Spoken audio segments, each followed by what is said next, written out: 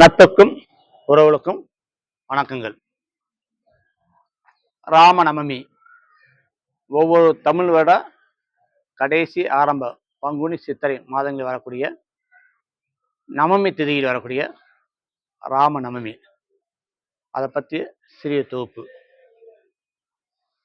மகாவிஷ்ணுவின் 7வது அவதாரமாகிய, அதாவது பூலோக கால சுழற்சியில் திரேக யுகத்தில், இப்ப நடக்குது கலிகால யுகம், திரேக யுகத்தில் மகாவிஷ்ணுவின் 7வது அவதாரமாகிய ராமர் பிறப்பு, அதுவே ராமாயணம் ராம அவதாரம் என்ற அதுவே ராமநவமியாக இந்திய நாடு முழுவதும் கொண்டாடப்படுகிறது.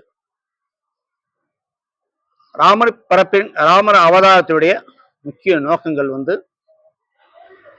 வைகுண்டத்தில் விஷ்ணு உலகத்தில் பாலகுமாரால் இருந்த விஜயன் ஜெயன் இருவரும் ராவணன் கும்பகர்ணனாக பிறக்க நேரிட்டு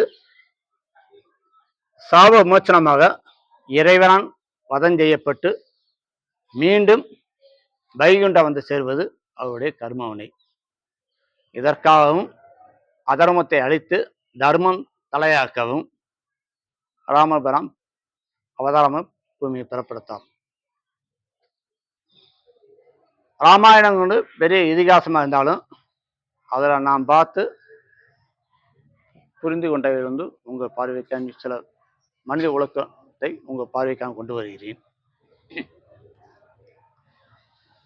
தாயில் சிறந்தது கோயிலும் இல்லை, தந்த சொல்மிக்க மந்திரமில்லை என்ற பழமொழி உண்டு.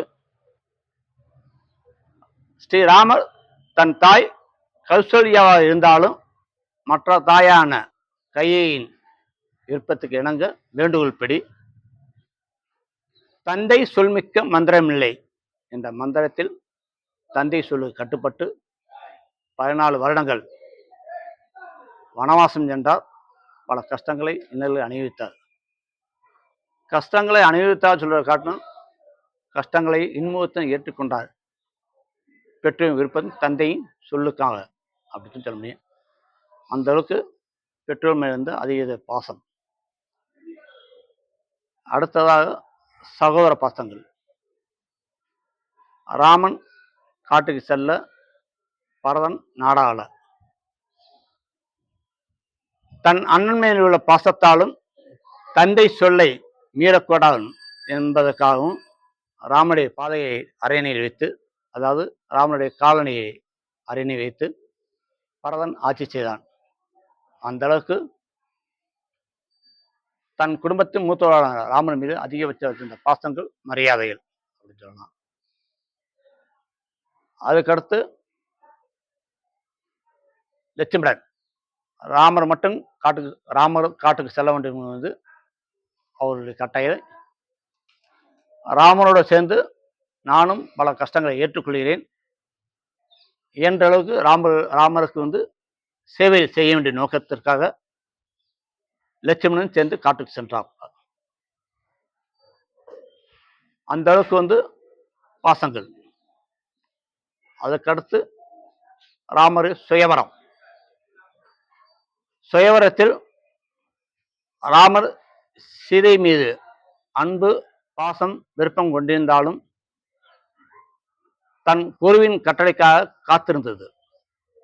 குரு பக்தின்னு சொல்லலாம். அந்த இடத்துல சுயவரத்தில் இருக்காப்புல ராமர் எதுவும் வெளிக்காட்டிக் கொள்ளவில்லை. தன் சிஷியனின் விருப்பத்தை எண்ணத்தை புரிந்து கொண்டு குரு அனுமதி கொடுக்க சிவதனுசு என்ற வில்லை ராமர் உடைத்தார். சிவதனுசு வில்லை உடைத்ததால் பரசுராமன் கோபம் கொள்ள ராமனை தாக்க வர அதை தடுத்து லட்சுமணன் முன்னிற்க லட்சுமணனை தாக்க பரசுராமன் முற்படும் போது ராமரும் முன்னே நின்றார். அந்த அளவுக்கு ஒரு விட்டுக் கொடுக்காமல் பாசத்தை மேலோங்கி நின்றது. அதுக்கடுத்து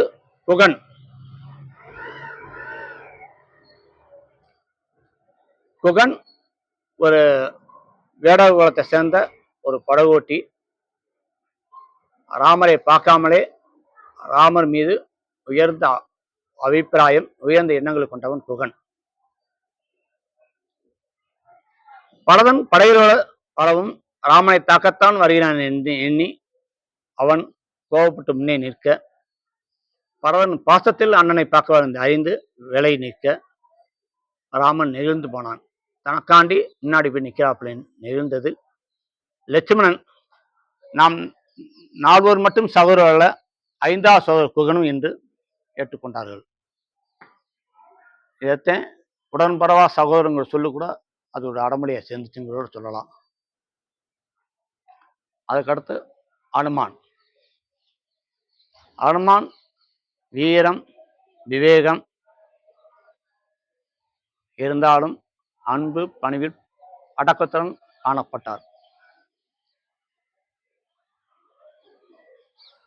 வீரத்திலையும் விவேகத்திலும் புத்திசாலித்திலும் அதிவேகமாக இருந்தாலும் தன் தலைவன் ராமருக்கு முன் மிகவும் பணிவுடன் காணப்பட்டு அடக்கத்தனம் இருந்ததால் இன்றைக்கு தெய்வ நிலைக்கு அனுமான் உயர்ந்த நிலையை உயர்ந்தார் என்று சொல்லலாம்.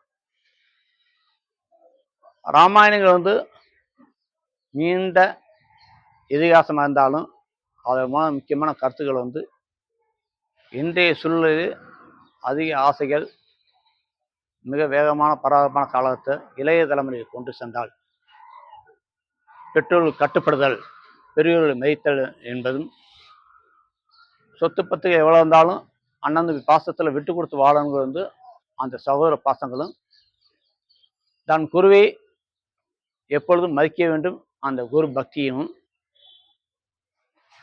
வீரம், விவேகம், புத்திசாலி எவ்வளவு இருந்தாலும் அடக்கம், பணிவையும் என்று அனுமானம் கொண்டு இருந்தால் இதைத்தான் மனிதன் தெய்வமாக சொல்லலாம். இன்னைக்கு அனுமானம் தெய்வ நிலைக்கு உயர்ந்திருக்கிறது.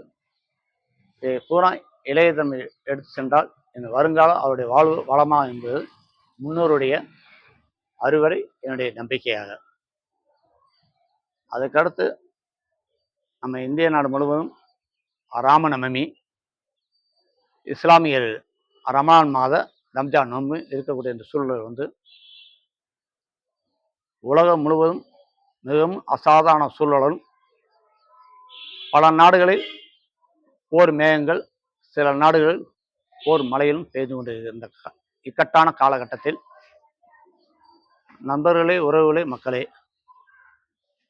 மிக அதிகமான உள்ளார்ந்த ஆன்மீக தியானமும் பிரார்த்தனை தியானமும், இஸ்லாமியர்கள் நமாஸும், கிறிஸ்தவருடைய ஜபமும் தொடர்ந்து செய்து கொண்டிருக்க, உங்களுடைய பிரார்த்தனையின் ஒளி பிரபஞ்சத்தை எதிரொலியாக ஒழிக்க இறைவன் கருணையால் மக்கள் வேற்றுமையை களைந்து அமைதியுடன் ஒற்றுமையை வாழ எல்லா வல்ல இறைவன் அருள் புரியட்டும் கூறிக்கொண்டு விடைபெறுகிறேன். நன்றி, வணக்கங்கள்.